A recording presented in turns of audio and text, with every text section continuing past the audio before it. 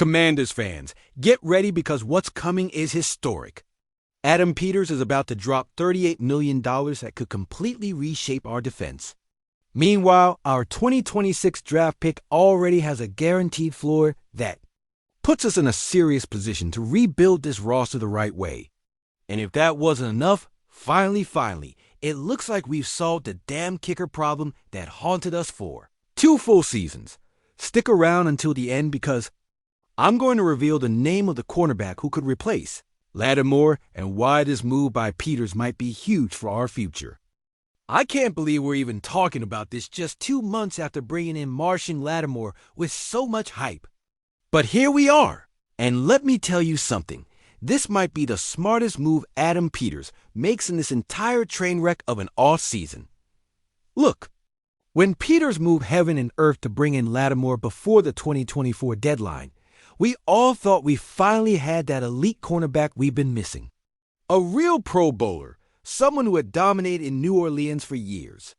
But the reality, Commanders fans, the reality is that Lattimore never took off here in Washington. First came the hamstring injury that kept him out when we needed him most. Then, when he finally came back, he never looked like the dominant player we expected. And to top it all off, he tears his ACL against the Seahawks. I'm telling you, that injury probably sealed his fate with the Commanders. And you know what's the craziest part? Cutting him would save us $18.5 million on the 2026 salary cap with zero dead money. Read that again. Zero dead money. That's a clean break, Commanders fans. A clean break. But here's the part that's got me excited. Adam Peters isn't the kind of guy who just cuts players and shrugs. No, folks. He's got a plan, and that plan is named Jalen Watson. Who's Jalen Watson? He's a 27-year-old cornerback in his prime, playing for the Kansas City Chiefs. And let me tell you, this dude has been a beast this season. While the Chiefs missed the playoffs, Watson was one of the few bright spots on that defense. He's 6'2". He's physical, aggressive in coverage, solid against the run, and can blitz. You know what kind of corner Dan Quinn loves? That exact profile, big, physical, versatile. According to Spotric, Watson's going to cost around $12.64 million per year on a 3-year, $37.92 million deal. Is it pricey? Yeah. Is it worth it? I think so. And you know why we've got a real shot at landing him? Because the Chiefs are $48 million over the salary cap. Read that again. $48 million over. They can't keep him, Commanders. Fans, they just don't have the room. We, on the other hand, could have over $100 million in cap space if we cut Lattimore. $100 million, folks. We can do whatever we want in free agency. So let me ask you this. Would you rather have an injured, inconsistent Martian Lattimore with 1 year left and no guarantee he returns to form? Or would you rather have Jalen Watson in his prime, healthy, under control for 3 years, and a perfect fit for what Quinn wants to build on defense? To me, the answer is obvious. Watson, alongside Trey Amos and Mike Sanristo, would give us a young, athletic secondary with real upside. Amos has already shown he can be a reliable starter. Sanristo has the versatility to play inside and out. And Watson would be that veteran anchor. But do you think Peters is going to make this move? I'm telling you, he didn't bring in Lattimore just to watch him sit injured and collect $18 million. Peters is pragmatic, calculated. And if there's a move that makes sense financially and on the field, he's going to take it. The question isn't if they'll cut Lattimore. The question is WAENN, who replaces him? And if that replacement is Jalen Watson, Commanders fans, then this offseason could be the start of something big. Because look, we've suffered through years of this organization making awful decisions. Terrible contracts, disastrous trades, free agents who never panned out. But Peters has shown he thinks differently. He's not afraid to admit a mistake and fix it fast. And that's exactly what we need. No more holding on to players out of pride or sunk costs. If it's not working, cut bait and move on. That's how winning teams are built in this league. So, what do you think? Should we cut Lattimore and bring in Jalen Watson? Or does Lattimore deserve another shot after recovering from the ACL? If that surprised you, wait till you hear this, because the picture for our 2026 draft pick is finally clear. And we've got a guaranteed floor that puts us in position to make noise in April. With just one game left in the season. Against the Eagles and a brutal 4-12 record, we're all ready for this nightmare to end. But there's a silver lining, Commanders fans, and that's that we're going to be picking high in the draft after all the Week 17 results. Here's what we know. The Commanders will be picking nitrogen monoxide later than number 7 in the 2026 draft. That's our floor, folks. Worst case scenario, pick 7. And you know what? That's huge, because in a draft with real top-end talent, being locked into the top 7 gives us options. It gives us flexibility. It gives us power. Now let me break this down, because there are a few scenarios in play. The Cleveland Browns are also 4-12 after beating the Steelers in Week 17.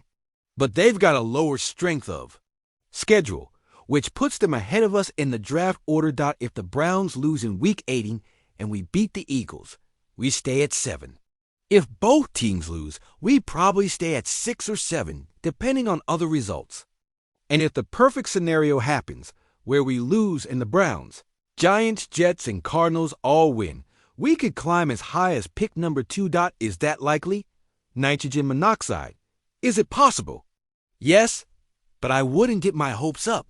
The most realistic outcome is pick 6 or 7, and honestly, that's fine. Because here's the interesting part. What do we do with that pick? There are a few options. First, we stay put and take the best player available. Depending on how things fall, we could land prospects like Caleb Downs, a safety considered one of the top defensive talents in the draft, or Reuben Bain Jr., an edge rusher with massive upside, or Jordan Tyson, a wide receiver who could be the perfect complement to Terry McLaurin, or even Jeremiah Love, an explosive running back. The second option is to try and trade back. But here's the problem, Commanders fans. Being at pick 6 or 7 isn't exactly prime real estate for a trade-up. Teams usually want to move into the top 5 to grab an elite quarterback or franchise left tackle. Unless someone really wants a specific prospect at our spot, it's hard to see us getting a huge haul for trading back. And that worries me, because we only have 6 picks in the entire 2026 draft. 6 picks, folks. That's nothing. We need more ammo to rebuild this roster, and trading back would be the ideal way to get it. But if we can't trade back, then Peters has to nail every single one of those 6 picks. No room for error. Every selection has to contribute right away or have clear upside for the future. And you know what's the most frustrating part? That after one of the worst seasons in recent franchise history, we're not even guaranteed a top 5 pick. But that's the NFL, Commanders fans. Sometimes the tiebreakers don't go your way, and you end up a spot or 2 lower than you hoped. So let me ask you this. What position should we prioritize with that pick? Should we go edge rusher to replace Chase Young? A safety to anchor the secondary? A wide receiver to give our quarterback more weapons? Or a running back to jumpstart the ground game? I think the answer depends on what happens in free agency. If Peters can fill some of our biggest needs in March, then we can afford to go best player available in the draft. But if we go into the draft with the same holes we have now, then we've got to be strategic. And here's the truth, Commanders fans. This draft is not going to fix everything. With only 6 picks, we're walking away with 6 players, and probably only 2 or 3 will contribute right away. The rest of the work has to come from free agency, and that's where Peters is going to win or lose this offseason. Because, look, having $100 million in cap space is great, but only if you spend it right. We can't repeat the mistakes of the past by signing overpriced free agents who flop. Every dollar has to be invested wisely. So are you ready to see what Peters does with that draft pick? Should he stay at 6 or 7 or try to trade back for more picks? But that's nothing compared to what's next because finally it looks like we've solved a position that's been a nightmare for 2 straight seasons. The damn kicker. Commanders fans, you know what I'm talking about. For TWO, years we couldn't find a reliable kicker. We tried Matt Gay, gave him the biggest 1-year guaranteed deal for a kicker in NFL history, and it was a total disaster. Gay hit just 68.5% of his attempts. He made only FOUR of 9 from beyond 50 yards. 4 of 9, folks. That's unacceptable in today's NFL where kickers are hitting from 60-plus regularly. We finally cut him in November, and Peters brought in Jake Moody, who was on the Bears practice squad. And you know what's ironic? Moody was the guy who beat us with a last-second field goal earlier this season. And now he's kicking for us. Everyone had doubts. Another X-49er from Peters, they said. Moody's been inconsistent his whole career, they said. He was a third-round pick who never lived up to the hype, they said. And you know what? All those critics were wrong. Since joining the Commanders, Jake Moody has been perfect. 9 for 9 on field goals. 9 for 9, including a long of 51 yards right in the range, where Gay constantly struggled. He's only missed 1 extra point, and that wasn't even his fault. The snap was terrible, with the laces facing him literally a holder's worst nightmare. Other than that, he's been flawless. And the most impressive part, he's done it in high-pressure situations. These weren't garbage-time kicks. These were kicks that mattered in clutch moments, and Moody nailed every single one. Maybe all he needed was a fresh start. Maybe the pressure of being a third-round pick in San Francisco was too much. Maybe he just needed a place where he could be himself without all the expectations. Whatever the reason, Commanders fans, it looks like we finally found our kicker. And you know what that means? It means we've got 1 less position to worry about this offseason. 1 less need to fill. 1 less problem to solve. Because look, this offseason is already going to be complicated enough. We've got to rebuild the roster, make tough calls on expensive players, navigate the draft with only 6 picks, and spend wisely in free agency. The last thing we need is to be stressing about the kicker again.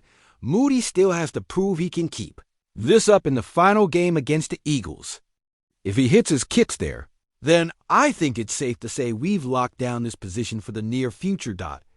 And isn't it ironic that after spending all that money on Matt Gay, the answer ended up being a guy sitting on another team's practice squad? Sometimes the best solutions are the simplest ones. Commanders fans. So now I ask you, do you trust Jake Moody as our starting kicker for 2026? Or should we bring in competition during training camp? Commanders fans, we just broke down 3 massive stories that are going to shape our offseason. The possible exit of Martian Lattimore and the arrival of Jalen Watson for $38 million, our guaranteed top 7 draft pick, and Jake Moody finally solving the kicker nightmare. But now, I want to hear from you. Which of these 3 stories do you think is most important for the future of the Commanders? Should we cut Lattimore and bring in Watson? What position should we target with our draft pick? Do you trust Moody as our long-term kicker? Drop your answers in the comments right now. I want to see a real debate down there. And if you agree with my take, hit that LIKE button. If you don't, hit like anyway and tell me why I'm wrong. And if you're not subscribed to this channel yet, what are you waiting for? We're a family here, Commanders fans. A community that lives and breathes burgundy and gold every single day. Smash that subscribe button now and turn on the bell so you don't miss a single piece of Commanders news, because I guarantee this offseason is going to be full of moves, rumors, and decisions that will shape the future of this franchise. And you're going to want to be here for every second of it. See you in the next video, Commanders fans. And remember, hail to the Redskins.